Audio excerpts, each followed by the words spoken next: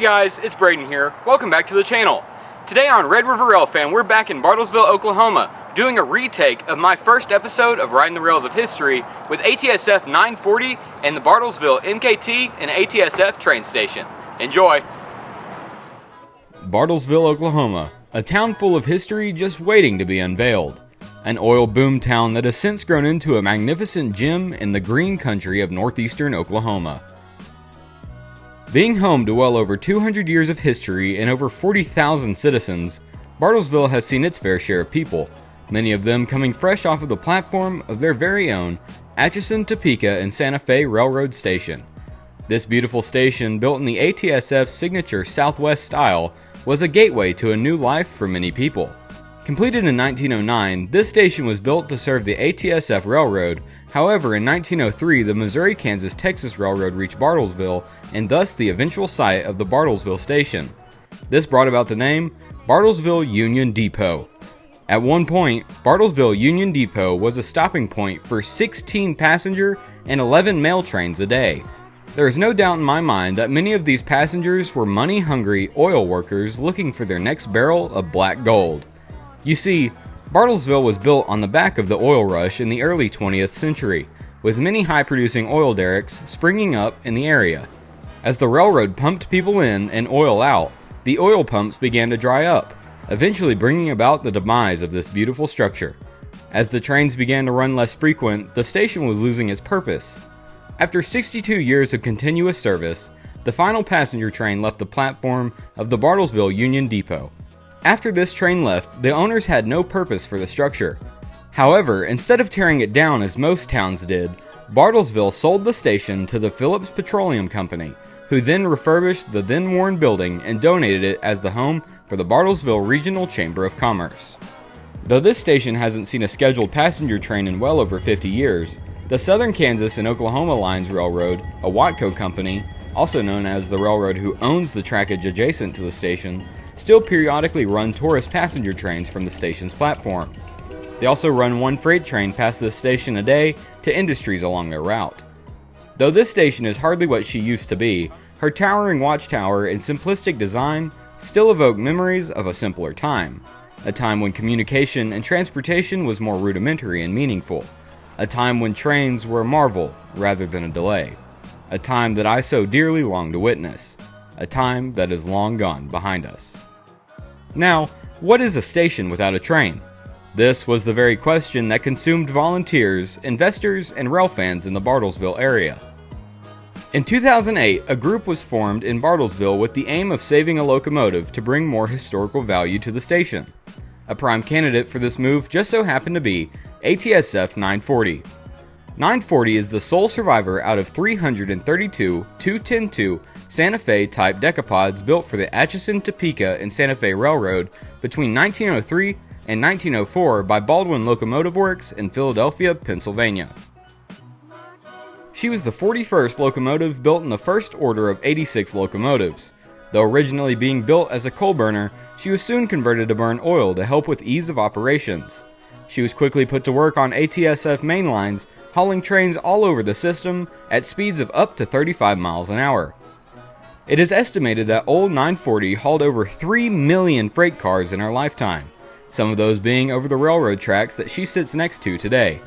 She spent many years in her later life hauling freight trains between Tulsa, Oklahoma and Chinook, Kansas through Bartlesville from 1949 to 1952. But, as we all know, great things always come to an end. As steam trains were slowly being replaced by their diesel counterparts, 940 became a burden for the railroad, as she was just too expensive and too difficult to keep running. In 1954, the ATSF Railroad retired 940.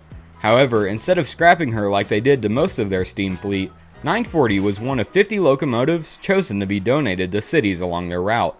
940 was donated to the city of Bartlesville and placed in Johnstone Park behind a chain-link fence for display, where she was subject to flooding from the nearby Caney River. In 2009, she was removed from her prison of chain link and placed on the north platform of Bartlesville Union Depot, where she now sits and has since been cosmetically restored. The Bartlesville Rotary Club has graciously donated to the Friends of the ATSF 940. They paid for the locomotive's whistle and bell to be restored. Though the whistle only operates on Saturdays during certain hours, the bell is operable all day long, every single day. So the city of Bartlesville still gets a taste of what steam railroading was all about.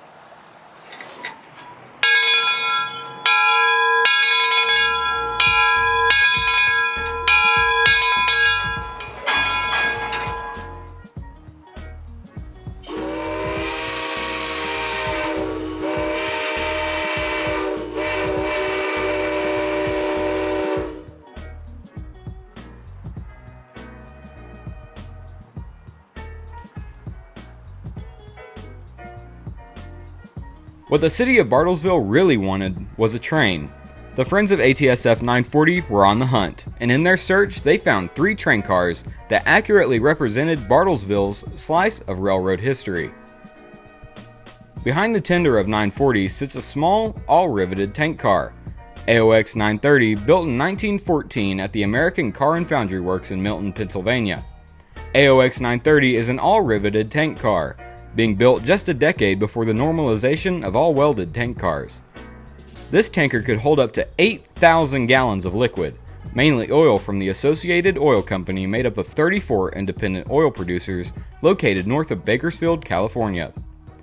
This car was equipped with a steam heating coil that could heat the heavier crude oils and locomotive fuel oils being moved around San Francisco at the time.